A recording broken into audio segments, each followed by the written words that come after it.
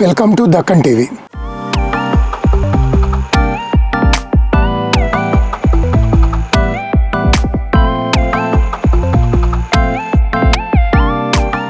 November 11 Jubilee Hills కాన్స్టిట్యుయెన్సీలో జరగబోయే బై ఎలక్షన్స్లో వీసీకే పార్టీ తరఫున పోటీ చేయబోతున్న తెలంగాణ శ్యామ్ గారు మనతో పాటు ఉన్నారు. ఈ ఎలక్షన్స్ లో వాళ్ళు పోటీ చేయడం గల కారణం ప్రధాన పార్టీలైన బీజేపీ 10 సంవత్సరాల అధికారం అనుభవించి ప్రస్తుతం ప్రతిపక్షంలో ఉండి ఎంతో ప్రతిష్టాత్మకంగా తీసుకున్న బీఆర్ఎస్, ప్రస్తుతం అధికారంలో ఉన్న కాంగ్రెస్ పార్టీ. ఈ పెద్ద 3 పార్టీల మధ్యలో ఏ మేర ప్రభావం చూపుదామని ఏ ఉద్దేశంతో VCK party and Telangana Shyam గారు ఈ ఎలక్షన్స్ లో పోటీ చేయబోతున్నారు అండ్ వాళ్ళ ఉద్దేశం ఏంటో కనుక్కుందాం. అన్న నమస్తే. అన్న నమస్తే బ్రదర్, ఎలా ఉన్నారు? థ్యాంక్ యూ అన్న, బాగున్నాను. ఎలా ఉన్నారు? Fine fine. ఫస్ట్ మీ ఎలక్షన్స్ దీనికంటే ముందు ఒక చిన్న నాటకీయ పరిణామం గురించి మాట్లాడు. తప్పకుండా. ఒక 2 నెలల క్రితం మీరు మార్వాడికి సంబంధించి జరిగిన నాటకీయ పరిణామాలు, మీ మీద జరిగిన దాడులు, దాని గురించి స్పందించని పార్టీలు, ప్రభుత్వాలు, మీకు అర్థమై ఉంటుంది. ఇలాంటి తరుణంలో మీరు ఒక వర్గం కానీ లేదా ఒక వర్గ ప్రజల్ని కానీ దూషించిందని ఒక వర్గం చెప్తాను, మీరు అక్కడ జరుగుతున్న తప్పుని ఎత్తి చూపించారనేది అర్థమయ్యే విషయం. అయితే ఇప్పుడు ఎలక్షన్స్ అంటే ఖచ్చితంగా ప్రతి ఓటు ఇంపార్టెంట్. మీరు పోటీ చేసే కాన్స్టిట్యుయెన్సీలో కూడా పలానా వ్యక్తులు ఉన్నారు. సో ఇలాంటి టైంలో ఇది ముందు ఊహించి ఇట్లాంటి ఎలక్షన్స్ నిలబడతా అనుకోకుండా జరిగిన పరిణామం, నాటకీయ పరిణామం లేదు, ఎప్పటి నుంచో ఉన్నదాన్ని మీ ఉద్యమం, మీ పార్టీలో భాగంగా ఎత్తి చూపారు, దాని మీద ఒక చిన్న విషయం. అయితే విషయం ఏంటంటే అన్న, ఇప్పుడు మీరు అన్నట్టు కొత్తగా నేనేం రాజకీయాల్లోకి వచ్చినటువంటి వ్యక్తిని కాదు. రాజకీయ పార్టీలు, అనేక రకాల పార్టీలు తెలంగాణలో ఉన్నప్పటికీ మేము లెఫ్ట్ అండ్ బహుజన అంటే దక్షిణాది వాదాన్ని బలంగా వినిపించాం. దక్షిణాది హక్కుల కోసం ఎప్పటి నుంచో కొట్లాడుతూ ఉన్నాం. దీనికంటే ముందు వీసీకే పార్టీ కంటే ముందు ద్రవిడ బహుజన సమితి అనేటువంటిది ఒక దాన్ని కూడా ఏర్పాటు చేశాం. తర్వాత దక్షిణాదిలో, ఉత్తరాదిలో భారతదేశంలోనే అతిపెద్ద బహుజన్ సమాజ్ పార్టీ ఉన్నటువంటి బీఎస్పీ కూడా ఉత్తరాది పార్టీనే. మాయావతి గారు, కాంశీరామ్ సారు వాళ్ళు అంటే వాళ్ళు మహనీయులు ఉన్నప్పటికీ కూడా ఉత్తరాదిలో బహుజన్ సమాజ్ పార్టీ చాలా పెద్ద పార్టీ. సో దక్షిణాదిలో బహుజనులకు పార్టీ లేకుండా పోయింది. సో మేము ఆ క్రమంలో వీసీకే పార్టీ ఎవరైతే తోల్ తిరుమావలన్ గారు ఉన్నారో, ఆయన ఇప్పుడు చిదంబరం ఎంపీగా ఉన్నారు. ఆయన మా పార్టీ వ్యవస్థాపకులు. మా పార్టీకి ఇంకో ఎంపీ ఉన్నారు, విల్లుపురం ఎంపీ రవి గారు ఉన్నారు. 4 ఎమ్మెల్యేలు ఉన్నారు. వాస్తవానికి దీని వ్యవస్థాపకులు తమిళియన్ తిరుమావలన్ సారు, ఆయన బాబాసాహెబ్ అంబేద్కర్, కారల్ మార్క్స్, గౌతమ బుద్ధుడు, యాంటీ బ్రాహ్మణిజం, యాంటీ కుల వ్యవస్థకు వ్యతిరేకంగా పనిచేసేటువంటి మా పార్టీ. సో ఎప్పటి నుంచో మేము పనిచేస్తూ ఉన్నాం. ఈ ఉత్తరాది, మార్వాడి, గుజరాతీ, రాజస్థానీలు ముఖ్యంగా దక్షిణాదిలో పాతుకుపోయి ఇక్కడున్నటువంటి చిరు వ్యాపారస్తుల యొక్క వ్యాపారాలను కొల్లగొడుతూ సంస్కృతి సాంప్రదాయాలని దెబ్బతీస్తూ ఎప్పటి నుంచో చేస్తూ ఉన్నారు వీళ్ళు. మేము మొన్న మోండా మార్కెట్లో జరిగినటువంటి ఉద్యమం ద్వారా పెద్ద ఎత్తున తెలంగాణ శ్యామ్ మీరు అన్నట్టు చర్చలోకి వచ్చాడు. ఏమంటారు, మాకు మద్దతు ఇచ్చిన వాళ్ళు ఉన్నారు, మమ్మల్ని విమర్శించిన వాళ్ళు ఉన్నారు, ఈ వాదన కరెక్ట్ కాదనే వాళ్ళు ఉన్నారు, రైట్ వాళ్ళ పెత్తనం ఎక్కువైంది కదా అనేటువంటి వాళ్ళు కూడా ఉన్నారు. మనం ఇద్దరికి సమాధానం చెప్దాం మన ఛానల్ లేదు. ఇక మేమేమంటున్నామనంటే, మీరన్నటువంటి ప్రధాన పార్టీలు ఏవైతున్నాయో అది బీజేపీ కావచ్చు, కాంగ్రెస్ కావచ్చు, బీఆర్ఎస్ కావచ్చు, 10 ఏళ్ళ నుంచి బీజేపీ అధికారంలో ఉన్నది. 10 ఏళ్ళు తెలంగాణలో రాష్ట్రం ఏర్పడిన తర్వాత బీఆర్ఎస్ ప్రభుత్వం, అప్పుడు టీఆర్ఎస్ ప్రభుత్వం అనుకుందాం, టీఆర్ఎస్ పార్టీ 10 ఏళ్ళు పరిపాలన చేసింది. తర్వాత మార్పు కావాలి, కాంగ్రెస్ రావాలంటే ప్రజలందరూ మార్పు కోరుకొని కాంగ్రెస్కు పట్టాన్ని ఏమంటారు కట్టారు. రైట్, వాళ్ళు కూడా 2 ఏళ్ళ నుంచి రాగానే ఏమంటారు 1 ఇయర్లోనే మేము ఇచ్చినటువంటి హామీలను అన్నింటినీ అమలు చేస్తాం. ఏవైతే డిక్లరేషన్స్ ఉన్నాయో అవి కామారెడ్డి డిక్లరేషన్, నిరుద్యోగుల సమస్యలు కానీ, రైతుల సమస్యలు కానీ, ఇంకా రకరకాల సమస్యలు ఏవైతే ఉన్నాయో అవన్నీ మేము చేస్తామని చెప్పారు. ప్రజల నుంచి తీవ్రమైనటువంటి వ్యతిరేకతని ఎదుర్కొంటా ఉన్నారు. రోజు కొన్ని 100 మంది విద్యార్థులు నామినేషన్ వేశారు, 100 మంది RRRలో మా భూములు పోతున్నాయని రైతులు నామినేషన్ వేశారు, ఇబ్రాహీంపట్నం నుంచి రైతులు నామినేషన్ వేశారు. అదేవిధంగా ఇక్కడ ఉన్నటువంటి చాలా సమస్యల మీద, అనేక సమస్యల మీద ఒక పక్కన వర్గీకరణ సమర్థించే వాళ్ళు ఉన్నారు, వ్యతిరేకించే వాళ్ళు ఉన్నారు.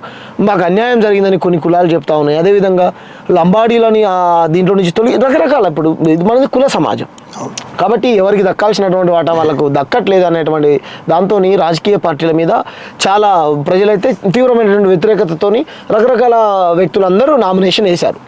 311 మంది నామినేషన్లు వేస్తే దాంట్లో 186 మంది రిజెక్ట్ అయినాయి, 136 మంది ఏమంటారు క్వాలిఫై అయ్యారు. దాంట్లో విత్డ్రాల్ చేసుకున్న వాళ్ళు పోయిన తర్వాత నాకు తెలిసి 53 మంది ఉన్నారనుకుంటా. సరే, దాంట్లో మీరు అన్నట్టు ప్రధాన పార్టీలు 3 ఉన్నప్పటికీ కూడా ఈ పార్టీలన్నీ తెలంగాణ ప్రజల కోసం, ప్రయోజనాల కోసం, తెలంగాణ ప్రజల కోసం పనిచేయట్లే. మీరు చూడండి, ఇక్కడ మేము ఒక వర్తక వ్యాపార చట్టం తేవాలని ఎప్పటి నుంచో పోరాడుతూ ఉన్నాము. స్థానికస్తులకి మన బిడ్డలు, మన శ్రీకాంతాచారి మన కళ్ళ ముందు మన మన మన వయసుకు సమకాలకుడు, మన తోటివాడు చనిపోయాడు. ఎవరి కోసం చనిపోయాడు? ఆయన కుటుంబం కోసమో ఇంకొకరి కోసమో కాదు. తెలంగాణలో ఉన్నటువంటి నీళ్లు, తెలంగాణలో నిధులు, తెలంగాణలో నియామకాలు తెలంగాణ బిడ్డలకు దక్కాలని కదా. ఒకటే భాష మాట్లాడే వాళ్ళం, ఒకటే ఏమంటారు రాత రాసేటువంటి తెలుగు వాళ్ళని పక్క వాళ్ళని కాదనుకోండి, మన రాష్ట్రాన్ని మనం ఎందుకు సాధించుకున్నాం? మన భూమా మనం తినాలని కదా, మనకు దక్కాలని కదా. సో ఆ క్రమంలో తెలంగాణ వాళ్ళ కోసం పనిచేసేటువంటి రాజకీయ పార్టీ ఏది కూడా లేదు. నా పేరే తెలంగాణ శ్యామ్. ఒరిజినల్గా మా అమ్మ నాన్న పెట్టినటువంటి పేరు పగిడిపెల్లి శాంసన్, SHYIMSYN శాంసన్. మా ఇంటి పేరు పగిడిపెల్లి. సో మాకు ఎంతో ప్రేమ. చాలామంది ఉన్నారు, తెలంగాణ అని పెట్టుకుంటారు, లేకపోతే హిందుత్వవాద కోసం పనిచేసే వాళ్ళు హిందూ అని పెట్టుకుంటారు, లేకపోతే ఇంకో రకరకాల CPM అని, CPI అనో, లేకపోతే కాంగ్రెస్ అని రకరకాల వాళ్ళు పెట్టుకుంటారు. మేము ఎంత ప్రేమ ఉంటే ఈ నేల మీద, మేము ఎంత ప్రేమ ఉండాలి మాకు ఈ నేల మీద. సో మా నేలకు అన్యాయం జరుగుతుంది, ఎప్పటి నుంచో మేము గలం ఇప్పుతా ఉన్నాం. ఆ క్రమంలో గతంలో నేను ఇక్కడ సికింద్రాబాద్ ఇదే సెగ్మెంట్ నుంచి పోటీ చేసి ఎంపీగా పోటీ చేశాను. ఇప్పుడు ఎమ్మెల్యేగా కూడా పోటీ చేస్తున్నాను. మా పార్టీ నన్ను క్యాండిడేట్గా అనౌన్స్ చేసింది, నన్ను బరిలో దింపింది, ప్రచారం నడుస్తూ ఉన్నది. సో ఆ క్రమంలో ఎవరి కోసం, తెలంగాణ ప్రజల కోసం పార్టీలు లేవు. మేము ఆ బీజేపీ పార్టీ అనొద్దు దాన్ని. ఈ రోజు నుంచి మేము MJP, మార్వాడి జనతా పార్టీ. ఎందుకంటే అరే ఒక యాదవ్ బిడ్డని, ఒక ఆర్యకటికని, ఒక దళితుల్ని, ఒక ముదిరాజుని, ఒక మార్వాడి వ్యాపారస్తుడు కొట్టి తిట్టి ఈ రకంగా హింసించి కులం పేరుతోని అవమానకరపరిచి బహిరంగ ప్రదేశంలో ఖండించకుండా వాళ్ళు మా మీద విపరీతమైనటువంటి ట్రోల్స్ చేశారు. క్రిస్టియన్ అని, హిందూ అని, ముస్లిం ఎవరైతే ఉంది తెలంగాణ బిడ్డనా కాదా? ప్రాంతేతరుడా? నేను ప్రాంతం వాడిని, నీ నేల వాడిని. నాకు హిందీ కూడా స్పష్టంగా రాదు, నేను నేర్చుకోను కూడా, నాకు అవసరం లేదు. సో మీకు తెలుగు రాణులు వచ్చి మా నేల మీద పెత్తనం చెలాయిస్తా అంటే ఈయన పలానా. మరి బీజేపీ పార్టీ ఎక్కడిది? మా పార్టీ మీరు అన్నట్టు విమర్శించే వాళ్ళు మా పార్టీ తమిళ పార్టీ అంటుర్రు, రైట్? తమిళనాడు పార్టీ మాది కాదనట్లే. బీజేపీ పార్టీ ఎక్కడిది? మరి గుజరాత్ పార్టీ, ఉత్తరప్రదేశ్ పార్టీ కదా. మరి మీ పార్టీ తెలంగాణ పార్టీ కాదు కదా. మరి మీరు అలా అయితే మీరు ఎలా తెలంగాణ వాదులు అవుతారు? మేము తెలంగాణ వాదులు, మేము తెలంగాణ గురించి నేను ఓపెన్గా చెప్పాను. మార్వాడి, గుజరాతీ, రాజస్థాన్ ఓట్లు నాకు వేయకండి, తెలంగాణ ప్రజలే నాకు ఓట్లేయండి. తెలంగాణ ప్రయోజనాల కోసం ఏమంటారు మా పార్టీ పనిచేస్తూ ఉంది కాబట్టి తెలంగాణ బిడ్డలను ఓట్లేయండి అని చెప్పాం. అది కాకుండా తిట్టింది కాకుండా, మా ప్రజల్ని కొట్టింది కాకుండా, ఒక ఆయన ఏమన్నాడు, ఆయన ఏం పేరు తెలియదు, గుజరాతీ అధ్యక్షుడు అంట, నరేంద్ర మోడీ ఫోటో పెట్టుకొని తెలంగాణ వాళ్ళు పచ్చి తాగుబోతులను అవమానించాడు. అది పెద్ద రాష్ట్ర వ్యాప్తంగా ఇంకా అయింది. మీరు చేసిందే తప్పు, దానికి క్షమాపణ కోరకుండా మీ కేంద్ర మంత్రులు బండి సంజయ్ నుంచి మొదలు పెడితే కిషన్ రెడ్డి దాకా ప్రతి ఒక్కరు మీరు మార్వాడలకు సపోర్ట్ చేయగల కారణాలు ఏంటి? అరే ఇక్కడ ఉన్నటువంటి సబ్బండ కులాలు ఆత్మహత్యలు చేసుకునే స్వర్ణకారులు కానీ, వైశ్యులు కానీ, ఇంకా రకరకాల వృత్తులు చేసుకునేటువంటి కులాలను నిజమే కదా. ప్రతి గ్రామాన ఈరోజు మార్వాడి జ్వరబడిపోయాడు, మా వ్యాపారాలు దెబ్బ కొట్టారని వాళ్ళందరూ గలమిప్పుతూ ఉంటే, పోరాటాలు చేస్తూ ఉంటే, రోడ్ల మీదకి వస్తూ ఉంటే, మీరు వాళ్ళ తరపున, తెలంగాణ ప్రజల తరపున, తెలంగాణ కుల వృత్తులు చేసుకునేటువంటి వాళ్ళ తరపున ఉండాలి. కానీ మార్వాడి, గుజరాతీల వైపు ఉన్నారంటే దాని అర్థం ఏంటి? మీరు మార్వాడి, గుజరాతీ చిల్లర డబ్బులకు అమ్ముడు పోయారు. కాబట్టి ఈ పార్టీలు ఏవి తెలంగాణ పార్టీలు కాదు ప్రజలారా. మేము మాత్రమే తెలంగాణ ప్రజల ప్రయోజనాల కోసం పనిచేస్తున్నాం. మా కోట ఏంటని జూబ్లీ హిల్స్ వేదికగా మేము అక్కడ పోటీ చేస్తా ఉన్నాం అన్న. ఇప్పుడు ఎలక్షన్స్లలో డబ్బుల ప్రభావం ఎంతవరకు ఉంటుందో అందరికీ తెలిసిందే, ఓపెన్ సీక్రెట్. ఇట్లా ప్రతిష్టాత్మకంగా ఉన్న ఈ బై ఎలక్షన్స్ 3 పార్టీలకు ఇంపార్టెంట్. అవును. ఇలాంటి టైంలో వాళ్ళ డబ్బు ప్రభావాన్ని మీరు తట్టుకోగలరా? మీరు అన్నట్టు ప్రధాన పార్టీల దగ్గర ఒక ఆయన ఏమో బీసీ ట్యాగ్ వాడుతున్నాడు, వాళ్ళ తండ్రి గారు నేపథ్యం ఏదో రౌడీ షీటర్ అని, లేకపోతే రకరకాల విమర్శలు వస్తున్నాయి, వాస్తవమే కూడా, పక్కన పెడదాం. ఇంకొక ఆమె ఉన్నది మాగంటి సునీత, ఒక ఆయన కాంగ్రెస్ పార్టీ నుంచి నవీన్ యాదవ్, ఇంకొక ఆయన లంకాల దీపక్ రెడ్డి ఎవరు ఉన్నారు బీజేపీ నుంచి, రైట్? మీరు అన్నట్టు ప్రధాన పార్టీల దగ్గర డబ్బులు ఉండొచ్చు, ప్రధాన పార్టీలు మందులు పంచవచ్చు, ప్రధాన పార్టీలు లక్షల రూపాయలు, కోట్ల రూపాయలు గుమ్మరి చేయొచ్చు. నేనేమంటున్నాను, మార్పు కోసమే కదా. మనం డబ్బుకు మన ఓటును అమ్ముకుంటున్నాం అంటే నీ జీవితాన్ని నువ్వు అమ్ముకుంటున్నావు అని అర్థం. నేనేమంటున్నాను, నాకు ఒక ఓటు ఇవ్వండి, నాకు నోటు ఇవ్వండి అంటున్నాను.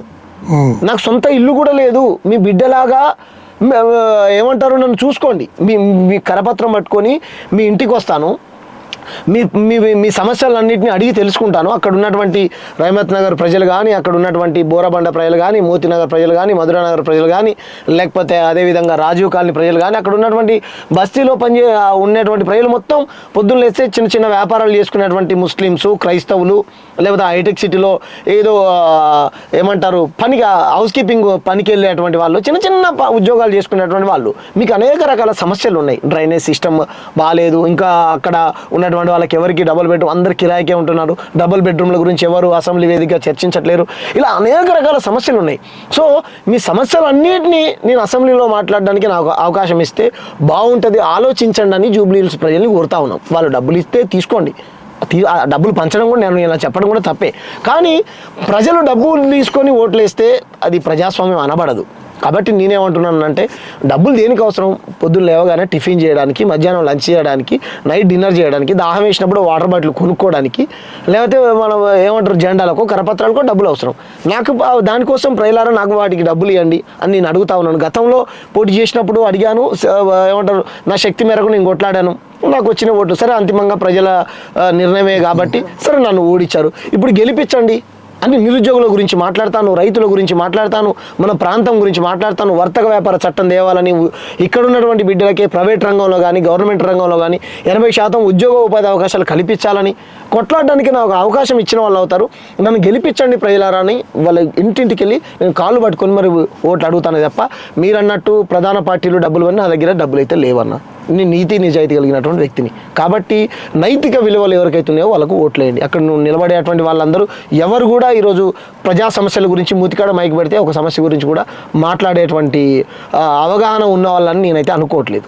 సో సరే వాళ్ళు మాట్లాడలేకపోవచ్చు, వాళ్ళ దగ్గర డబ్బులు ఉండొచ్చు, నేనైతే గలం ఇప్పుతాను అసెంబ్లీలో. కాబట్టి నాకు ఓటేయండి జూబ్లీ హిల్స్ ప్రజలారా అని వాళ్ళని చేతులెత్తి దండం పెడతా ఉన్నాను. ఇప్పుడు అన్న మీరు పదవి అస్తిత్వం గురించా లేదా నిజంగా ప్రజాసేవ గురించా? అందులో వీసీకే పార్టీ ప్రభావం ఎంతవరకు ఉంటుందని మీరు అనుకుంటున్నారు? ఒకటి అన్న, వీసీకే ప్రధాన డిమాండ్ ప్రజాస్వామ్యాన్ని పరిరక్షించడం, సెక్యులరిజాన్ని బలపరచడం. ఇప్పుడు సుప్రీంకోర్టు ఉందన్న, మనము చిన్న చిన్న కేసులు అవుతూ ఉంటాయి, పెద్ద పెద్ద కేసులు కూడా అవుతూ ఉంటాయి అనుకున్నాం. జిల్లా కోర్టు ఉంటుంది, జిల్లా కోర్టులో మనకు సరైనటువంటి తీర్పు రాలేదనుకో మనం ఏం చేస్తాం? హైకోర్టుకి వెళ్తాం. హైకోర్టులో కూడా రాలేదు, ఎక్కడికి వెళ్తాం? సుప్రీంకోర్టుకి వెళ్తాం. తెలంగాణలో ఉన్నటువంటి ఏదో మారుమూల వరంగల్లోనో ఖమ్మంలోనో లేకపోతే మన జూబ్లీ హిల్స్ బిడ్డ అనుకుందాం, ఓ జూబ్లీ హిల్స్ బిడ్డ అన్యాయం జరిగిందనుకో, సుప్రీంకోర్టు దాకా ఎలాగడుగుతారో ఛార్జీ పెట్టుకొని, నిరుపేద లేకపోతే ఒక రైతో లేకపోతే ఒక కూలి పని చేసుకుంటానో ఒక నిరుద్యోగం ఇంకోటి ఎలాగలుగుతాడా? ఎలా లేడు. కాబట్టి ఒక సుప్రీంకోర్టు బెంచ్ ఇక్కడ ఏర్పాటు చేయాలంటా ఉన్నాం, సెక్యులరిజాన్ని బలపరచాలంటాం. ఎందుకంటే ఈరోజు ముస్లింల పైన విపరీతమైనటువంటి దాడులు, నిన్నగాక మొన్న పాషా అనేటువంటి వ్యక్తి పైన మార్వాడి అత్యంత కిరాతకంగా కొట్టి తలకాయంత పగలు కొట్టాడు. క్రైస్తవుల పైన దాడులు జరుగుతూ ఉన్నాయి, బీసీల పైన దాడులు జరుగుతూ ఉన్నాయి, దళితుల పైన దాడులు జరుగుతూ ఉన్నాయి, గిరిజనుల పైన దాడులు జరుగుతూ ఉన్నాయి. కాబట్టి ఏ రోజు కూడా ఈ పార్టీలు వాళ్ళ తరపున మాట్లాడినటువంటి పాపన పోలేదు.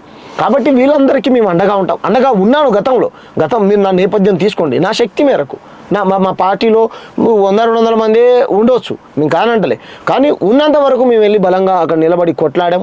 పాలకుల దృష్టికి ఈ సమస్యని, అధికారుల దృష్టికి, పోలీసు వాళ్ళ దృష్టికి కానీ లేకపోతే అక్కడ ఉన్నటువంటి అధికారుల దృష్టికి తీసుకెళ్ళి బాధితులకు న్యాయం జరిగేంత వరకు కొట్లాడి అక్కడ వచ్చినటువంటి వాళ్ళం. కాబట్టి మా డిమాండ్స్ ఏమంటారు, మేము కేంద్రంతో కొట్లాడుతూ ఉన్నాం. ఇటువంటి వాదనతో మా పార్టీ పనిచేస్తూ ఉంది. కాబట్టి అస్తిత్వం మేము అది దక్షిణాది అస్తిత్వం కోసం, మేము దక్షిణాది హక్కుల కోసం కొట్లాడుతూ ఉన్నాం. సో దక్షిణాది మన తెలంగాణలో ఉంది కాబట్టి అది ఆంధ్రప్రదేశ్ బిడ్డలైనా, తెలంగాణ బిడ్డలైనా, కేరళ బిడ్డలైనా, కర్ణాటక బిడ్డలైనా, తమిళనాడు వాళ్ళైనా నాకు ఓటేయండి. ఎందుకంటే ఉత్తరాధిపతి మనం ఢిల్లీకి వెళ్ళామనుకో మనం చాలా చిన్న చూపు చేస్తారు. సరే మనం వాళ్ళని అలా చూడమని నా ఉద్దేశం కాదు. అట్లీస్ట్ మన సంస్కృతి, మన సాంప్రదాయం మనకుంది కదా. మనం తెలంగాణ ఓ పాటే సపరేట్ ఉంది, మన జై జై హే తెలంగాణ అని. ఆసియా ఖండంలోనే అతిపెద్ద జాతర మన సమ్మక్క జాతర. మన జాతిని, మన ఖ్యాతిని ప్రపంచవ్యాప్తంగా మనం చాటుకుందాం, తప్పే ఉంది. మన యాస, మన భాషని వెక్కిరించినందుకే ఆ రోజు సీమాంధ్రుల పైన మనం పెద్ద ఎత్తున పోరాటం చేసాం. వాళ్ళ భాష అంటే మన గౌరవం ఉన్నది, కానీ మన భాషను చిన్న చేస్తానంటే మనం ఎందుకు కోరుకుంటాం? కాబట్టి ఈ ప్రమాదం పొంచి ఉన్నది. ఈరోజు మార్వాడి కల్చరే గొప్ప కల్చర్ అయినట్టు, గుజరాతీ కల్చరే గొప్ప కల్చర్ అయినట్టు, హిందీ భాషనే గొప్పదైనట్టు అనే అటువంటి భ్రమల్లోకి మన వాళ్ళని కూడా నెట్టివేసి మతం ముసుగుతోని, దేశభక్తి ముసుగుతోని మా సంపదను దోసుకొని పోతామనంటే ఎలా అన్న? 100 రూపాయలు నేను ట్యాక్స్ కడితే దాంట్లో నుంచి 43 రూపాయలు మాకు ఇచ్చి 57 రూపాయలు నువ్వు ఉత్తరాది రాష్ట్రాలకు తీసుకొని పోతా ఉన్నావు. మాకు అన్యాయం కదా, మా బడ్జెట్ మాకు కేటాయించమంటున్నాం. కాబట్టి మా పార్టీ ప్రధాన డిమాండ్స్ ఇవి. దాంట్లో భాగంగానే మేము పోటీ చేస్తున్నామే తప్ప మీరు అన్నట్టు ఏదో మా వ్యక్తిగతంగానో ఇంకో దానికోసం కాదు అన్న. ఒక్క విషయం అన్నా, మనం మీ అభిప్రాయాలు, మీ సిద్ధాంతాలు ఎవరివైనా కానీ ఈ ప్రధాన పార్టీలు మీరు ఆఫ్లైన్ చెప్పేది ఏంటంటే బూర్జువా పార్టీలు అనుకుందాం, వీళ్ళతో కొట్లాడి గెలిచిన సందర్భాలు చాలా తక్కువ ఉంటాయి. బట్ నేనేమన్నా అంటే ఇది ఒక పార్టీ లేదా ఏదో ఒక పార్టీ గెలుపుని మీరు ప్రభావితం చేయగలుగుతారా, లేదా గండి కొట్టడం కోసం అట్లీస్ట్ ముందు ట్రై చేద్దాం అనే ఉద్దేశంలో ఉన్నారా? ఖచ్చితంగా గెలుస్తాం, గెలిపే లక్ష్యంగా మీరు పోరాడుతున్నారా? ఇప్పుడు నా ప్రయత్నం నేను చేస్తున్నాను. గెలిపే లక్ష్యంగా వెళ్ళడం అనేది నా ప్రధాన ఎజెండా. ఏ అభ్యర్థి అయినా గెలవాలనే. ఇప్పుడు నేను గడప గడప తిరుగుతాను, వాళ్ళ సమస్యలను అడిగి తెలుసుకుంటున్నాను. ఆ సమస్యల పట్ల నాకు పూర్తి అవగాహన నేను పెంచుకొని వాటన్నిటి గురించి నేను అసెంబ్లీలో మాట్లాడగలుగుతాను, కొట్లాడగలుగుతాను, నిధులు తీసుకొస్తాను. నేను ఇప్పుడు కుత్బులాపూర్లో కిరాయికే ఉంటున్నాను. అదే రోడ్డు యువతల జూబ్లీస్ ఇక్కడికి వచ్చి కిరాయికి ఉంటాను. మీ బిడ్డగా నేను ఉంటా అంటున్నాను. గెలిచినటువంటి వ్యక్తుల దగ్గర బుగ్గ కార్లు ఉండొచ్చు, పెద్ద పెద్ద వాళ్ళు ధనవంతులు అయి ఉండొచ్చు. నా దగ్గర కోట్ల రూపాయల ఆస్తులు లేవు, నాకు సొంత ఇల్లు కూడా లేదు. కాబట్టి నేనేమంటున్నాను, మా ప్రధాన పార్టీలు ఏం చేస్తాయనేది పక్కన పెడితే కనుక నా ప్రధాన ఇదేంటంటే ప్రజలే. నేను మీలాంటి వ్యక్తినే, నేను సాధారణమైనటువంటి పౌరుణ్ణి. పార్టీ ఈరోజు రాజకీయాలు ఎలా అయిపోయినాయంటే 100,000 కోట్లు ఖర్చు పెడితేనే గెలుస్తాడు అనేటువంటి దాంట్లో ఉన్నారు. కాబట్టి నేను ఒకరిని గెలిపియడం కోసమో ఒకరిని ఓడియడం కోసం నేను పోటీ చేయట్లేదు. నన్ను గెలిపియండి అని నేను పోటీ చేస్తున్నాను. వాళ్ళలాగా మాది ఒక పార్టీ కదా, వాళ్ళ దగ్గర డబ్బులు ఉండొచ్చు. కాబట్టి వాళ్ళు ఎవరు గెలుస్తారు ఎవరు ఓడతారు అనేది ప్రజలు నిర్ణయిస్తారు. సరే బిడ్డ ఈసారి ఇంకోళ్ళకి ఓటేస్తారు, అది వాళ్ళ ఇష్టం. ఎవరికి ఓటేస్తారు ఎవరిని. నాకు ఓటేస్తే మీ నియోజకవర్గం బాగుపడుతుంది ప్రజలారా. నాకు ఓటేస్తే మన జూబ్లీహిల్స్ నియోజకవర్గాన్ని అభివృద్ధి చేస్తాను. నాకు ఓటేస్తే అక్కడ ఉన్నటువంటి ముస్లింలకు, క్రైస్తవులకు, బీసీలకు, హిందువులకు, సబ్బండ కులాలకు అందరికీ అండగా నేను నిలబడతాను. ఎందుకంటే జూబ్లీహిల్స్ ఇంతవరకు కూడా అభివృద్ధికి నోచుకోలే. ఎంత దుర్మార్గం అంటే బీజేపీ వాళ్ళు ఏం ప్రచారం చేస్తూ ఉన్నారు, కాంగ్రెస్కి ఓటేస్తే ఎంఐఎంకి ఓటేసినట్టు వాళ్ళు ప్రచారం చేస్తున్నారు. రైట్, పక్కన పెడదాం. ఈరోజు బీఆర్ఎస్ వాళ్ళు ఏమంటారు, కాంగ్రెస్ బీజేపీ ఒకటయ్యి ఈరోజు ఏమంటారు దీని మీద ఒకటైపోయినాయి కాబట్టి బీఆర్ఎస్ కోట అని అంటున్నారు. ఇది మీకు ఒకటే చెప్తాను, మన ఛానల్ ఎదిగ్గా కూడా వాస్తవాలు వెళ్ళాలి. ఆ సెగ్మెంట్కు ఎంపీగా 10 ఏళ్ళ నుంచి ఎవరు ఉన్నారన్నా? కిషన్ రెడ్డి ఉన్నాడు. మరి అక్కడ ఇల్లు లేకపోతే ప్రధానమంత్రి ఆవాస్ యోజన కింద ఇల్లు తీసుకురావాలి కదా. నువ్వు కేంద్రం నుంచి నిధులు తీసుకొచ్చి జూబ్లీహిల్స్ నియోజకవర్గాన్ని డెవలప్ చేయకుండా నువ్వు ఎవరి మీద నొక్కుదాం అనుకుంటున్నావు? కిషన్ రెడ్డి నెంబర్ 1, బీజేపీ కూడా దొంగనే దొరికిపోయారు. నెంబర్ 2 బీఆర్ఎస్ మాకు ఓటేయండి, మాకు ఓటేయండి. నీకు ఎందుకు ఓటేయాలి చెప్పు? 10 ఏళ్ళు నువ్వే కదా అధికారం అంటే సరే ఓకే, ఆయన చనిపోయాడు, ఆయన పట్ల మనకు ఏమంటారు మన ప్రగాఢ సానుభూతిని మనం కూడా తెలియజేద్దాం, పక్కన పెడదాం. వాళ్ళ మిస్సెస్ గారు సానుభూతితో కన్నీళ్ళు గార్చి అడుగుతా ఉంది కదా ఓటు. అవునమ్మా, గతంలో మీ ఆయనే కదా అధికారంలో ఉండేది 10 ఏళ్ళు. మరి కొట్లాడి ఇంకా ఎందుకు సమస్యలు ఉన్నాయి? మీరు కొట్లాడాల్సినటువంటి రీతిలో కొట్లాడలేదు, చేయాల్సినటువంటి స్థాయిలో నియోజకవర్గాన్ని అభివృద్ధి చేయాలి. మీకు అడిగే హక్కు ఎక్కడిది? ఓటు లేదు. నెంబర్ 3 కాంగ్రెస్. అరే నువ్వు ఇచ్చినటువంటి హామీలు నెరవేర్చకుండా 2 ఏళ్లలో ఇప్పుడు నాకు ఓటేయండి గెలిపి, నీకు ఎందుకు ఓటేయాలి? 2 ఏళ్ళ నుంచి నువ్వే కదా, వాళ్ళు వద్దనుకునే కదా నేను గెలిపించింది. ఈ ఒక్క సీటు వాళ్ళు ఓడిపోయినా అధికారం ఏం పోదు. సరే ఏం పోదు, పక్కన పెడదాం. వాళ్ళు ఏమంటారంటే దానికి ఆ నియోజకవర్గంలో కాంగ్రెస్ గెలవలేదు కదా కాబట్టి మీ వాళ్ళు ఆ నియోజకవర్గం. ఈ 2 ఏళ్ళ నుంచి తెలంగాణ రాష్ట్రంలో అధికారంలో ఉన్నది ఎవరు? ముఖ్యమంత్రి కాంగ్రెస్ పార్టీనే కదా. అంటే ఆ కాంగ్రెస్ పార్టీ ఏమంటారు ఆ జూబ్లీహిల్స్ నియోజకవర్గానికి నిధులు తక్కువ ఇచ్చిందా? చెప్పండి, మరి అట్లనే చెప్పండి. కాబట్టి ప్రజల యొక్క మైండ్ మీకు అర్థమైందా? 3 పార్టీలు అక్కడ అధికారాన్ని చెలాయించాయి, ఇంక్లూడింగ్ ఇప్పుడు కాంగ్రెస్తో సహా. ఇప్పుడు బీజేపీ కూడా ఉన్నది, గతంలో బీఆర్ఎస్ కూడా ఉంది. మరి వీళ్ళకు ఓటు అడిగే నైతిక హక్కు ఎక్కడిది? మీకు అర్థమైందా? కాబట్టి ఒక పార్టీ మీద ఇంకో పార్టీ నూక్కుంటున్నాయే తప్ప ఏమంటారు వీళ్ళ తప్పును వీళ్ళు ఒప్పుకునేటువంటి ఇదైతే చేయట్లేరు. కాబట్టి నాకు ఓటేస్తే కనుక ప్రజలారా 100కు 200% మీ నియోజకవర్గాన్ని, మన నియోజకవర్గాన్ని మనం అభివృద్ధి చేసుకుందాం. నాకు ఓటేయండి అని చెప్తున్నాను. నా సీరియల్ నెంబర్ వచ్చేసి ఈవీఎం మిషన్లో 19వ నెంబరు. ఓకేనా? చల్లటి కుండ గుర్తుకు నన్ను నోటేసి గెలిపిస్తే కనుక మీకు సేవ చేసుకునేటువంటి భాగ్యాన్ని నాకు కల్పించిన వాళ్ళు అవుతారు. 24/7 మీ బిడ్డగా నేను మీకు సేవ చేసుకుంటాను. నా ఫోన్ నెంబర్ 9000806754. నేను ఇక్కడ పుట్టి ఇక్కడ పెరిగినటువంటి వాడిని.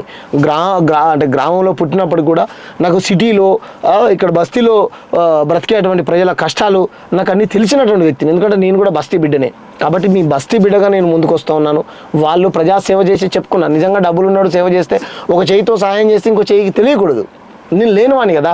నేను మీ దగ్గర నేను డబ్బులు అడుక్కుంటున్నాను, నాకు 100 రూపాయలు ఇవ్వండి 200 ఇవ్వండి అని అంటే నేను కూడా నిజాయితీ పరుని. వాళ్ళ దగ్గర ఏ కష్టం చేసి వాళ్ళు అన్ని కోట్లు సంపాదించారు? వాళ్ళ దగ్గర అనేక రకాలు, సరే నేను విమర్శించదలుచుకోలేదు, అనేక రకాల ఆరోపణలు ఉన్నాయి కదా. మాగంటి గోపీనాథ్ గారిని కాంగ్రెస్ వాళ్ళు ఇచ్చారు, కాంగ్రెస్ వాళ్ళని మాగంటి గోపీనాథ్ గారిని ఇచ్చారు. ఆ లంకాల దీపక్ రెడ్డి ఆయన పేరు ఎవరికి తెలియదు, వాళ్ళకే నమ్మకం లేదు బీజేపీలో గెలుస్తామని. కానీ ఇప్పుడు ఈ ప్రచారంలో భాగంగా ఇప్పటి వరకు మీరు ఆ ప్రాంతంలో తిరిగినప్పుడు ప్రజలు ఎదుర్కొంటున్న బేసిక్ మినిమం సమస్యలు, నేను పెద్ద పెద్ద విషయాల గురించి ఏం పోవట్లేదు, మీరు అబ్జర్వ్ చేసింది ప్లస్ ఆ ప్రజలు మిమ్మల్ని రిసీవ్ చేసుకునే విధానం ఏ విధంగా ఉంది, సమస్యల గురించి మాట్లాడండి. అంటే ప్రధానంగా బ్రదర్ అక్కడ డ్రైనేజ్ సమస్య ఉన్నది. తర్వాత చాలా మంది ఎక్కడి నుంచో అంటే జిల్లాలో నుంచి బతుకుదెరువు కోసం వచ్చినటువంటి వాళ్ళకు ఇండ్లు లేవు. నెంబర్ 2 కొత్త రేషన్ కార్డులు లేవు వాళ్ళకి.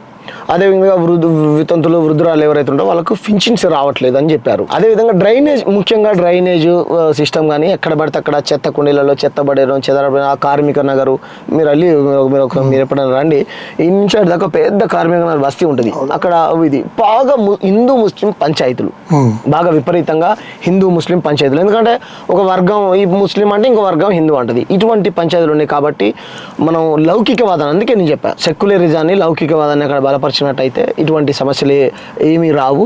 ఎన్ని రోజులు పాలకులు ఎవరైతే ఉన్నారో మిమ్మల్ని అందరి మాయమాటలు చెప్పి మీ ఓట్లు వేయించుకొని మీ కష్టాలని మీ కన్నీళ్ళని ఎవరు తీర్చలేకపోయారు.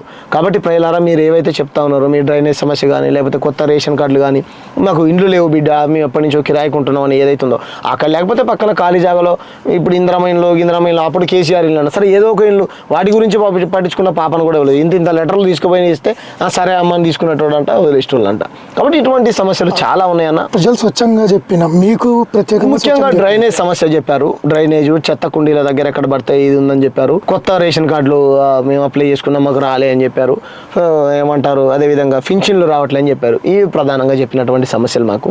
సో వాటి మీద మేము కొట్లాడతాం. ఇంక ఏ సమస్యలు ఉన్నాయా మేము అడిగి తెలుసుకొని కొట్లాడడానికి మేము సిద్ధంగా ఉన్నామన్నా. అందుకోసం అని చెప్పేసి నన్ను గెలిపామని చెప్తా ఉన్నాను ప్రజలు. ఇది నవంబర్ 11వ తారీఖు జూబ్లీ హిల్స్ కాన్స్టిట్యుయెన్సీలో జరగబోయే బై ఎలక్షన్స్లో వీసీకే పార్టీ ద్వారా కుండ గుర్తుపై పోటీ చేస్తున్న తెలంగాణ శ్యామ్ గారు తెలిపిన తన మనోగతం.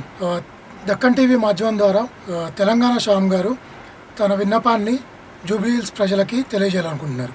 అన్న ప్రజలారా, మన ఛానల్ వేదికగా మీ అందరికీ నేను ఒకటే చెప్పదలుచుకున్నా ఉన్నాను. మీ అందరికీ నేను ప్రజాసేవ చేయడం కోసం మీ ముందుకు వస్తున్నాను. జూబ్లీ హిల్స్ ప్రజలారా, మీరందరూ నన్ను నిండు మనసుతోని ఆశీర్వదిస్తారని ఆశిస్తూ ఉన్నాను. పోలింగ్ తేదీ వచ్చేసి 11వ తారీఖు 11వ నెల 2025. కాబట్టి మీరు పెద్ద ఎత్తున పోలింగ్లో పాల్గొని సీరియల్ నెంబర్ 19 కుండ గుర్తు తెలంగాణ శ్యామ్ అలియాస్ పగిడిపల్లి శ్యామ్సన్ అనేటువంటి నా గుర్తు పైన ఓటేసి నన్ను అత్యధిక భారీ మెజారిటీతో గెలిపిస్తారని ఆశిస్తూ ఉన్నాను. మీ అందరికీ ప్రజాసేవ చేసుకునేటువంటి భాగ్యాన్ని కల్పించండి. మీకు 24/7 అందుబాటులో ఉంటాను. నా ఫోన్ నెంబర్ 9000806754. మళ్ళీ చెప్తా ఉన్నాను, నా ఫోన్ నెంబర్ 9000806754. మీరు ఎప్పుడు ఫోన్ చేసినా సరే, మీకు ఏ సమస్య ఉన్నా సరే, నేను గతంలో అనేక సమస్యలపైన కొట్లాడేటువంటి వ్యక్తిని. క్రైస్తవులపైన దాడి జరిగిన వెళ్ళాను, మాట్లాడాను. అదేవిధంగా దళితులపైన దాడి జరిగిన వెళ్ళాను, మాట్లాడాను. ముస్లింలపైన దాడి జరిగిన వెళ్ళాను, మాట్లాడాను. బీసీలపైన దాడి జరిగిన వెళ్ళాను, మాట్లాడాను. నిన్నగాక మొన్న పెద్ద ఎత్తున బీసీ ఉద్యమంలో కూడా నేను పాల్గొన్నాను. నేను పాల్గొన్నట్టు ఉద్యమం లేదు. బ్రాహ్మణుడి నుంచి మొదలు పెడితే దళితుల వరకు ఏ వర్గాలకు అన్యాయం జరిగినా, ఎందుకు ఈ మాట చెప్తున్నానంటే, చిలుకూరి బాలాజీ టెంపుల్ రంగరాజర్ గారి పైన ఒక మతోన్మాద గుండా వీరరాఘవరెడ్డి అనేటువంటి వ్యక్తి వచ్చి దాడి చేస్తే ప్రజాస్వామ్యంలో దాడి కరెక్ట్ కాదని వెళ్ళి ఖండించి ఆయనకు అండగా నిలబడ్డటువంటి వ్యక్తిని. మీరు కావాలంటే నా చరిత్రను తెలుసుకోండి. నేనేమో 100 కోట్ల రూపాయలు ఉన్నటువంటి వ్యక్తిని కాదు. మీలాంటి సాధారణమైనటువంటి బిడ్డను, మీ తమ్ముని అనుకోండి, మీ అన్నను అనుకోండి, అక్కలు అన్నలు తమ్ముళ్ళు, నాకంటే పెద్దవాళ్ళు, చదువుకున్నటువంటి విద్యార్థులు, నిరుద్యోగంతో బాధపడుతున్నటువంటి నిరుద్యోగులు కూడా నాకు ఓటేసినట్టయితే రైతుల తరపున, నిరుద్యోగుల తరపున, అదేవిధంగా కార్మికుల తరపున, అణగారినటువంటి ప్రజల తరపున, అందరి తరపున అసెంబ్లీలో గొంతు విప్పడానికి జూబ్లీ హిల్స్ ఒక వేదిక అవుతుందని, జూబ్లీ హిల్స్ ప్రజలు నన్ను గెలిపించి పంపిస్తే తెలంగాణ అస్తిత్వం కోసం, అదేవిధంగా ఇక్కడ స్థానిక వ్యాపారులకు 80% ఉద్యోగ ఉపాధి అవకాశాలు కల్పించాలని, వర్తక వ్యాపార చట్టం తేవాలని నేను కొట్లాడుతూ ఉన్నాను. కాబట్టి మీరందరూ నన్ను గెలిపిస్తారని ఆశిస్తూ ఉన్నాను ప్రజలారా. Thank you. ఇదే విధంగా మీరు ఇంకా ముందుకెళ్ళాలని, మీకు వయసు ఉంది కాబట్టి మీరు అనుకున్న లక్ష్యం చేరుకోవాలని దక్కన్ టీవీ ప్రేక్షకుల తరఫున కోరుకున్నాను. Thank you. మన దక్కన్ టీవీ ప్రేక్షకులందరికీ కూడా చాలా ధన్యవాదాలు. All the best for elections. Thank you.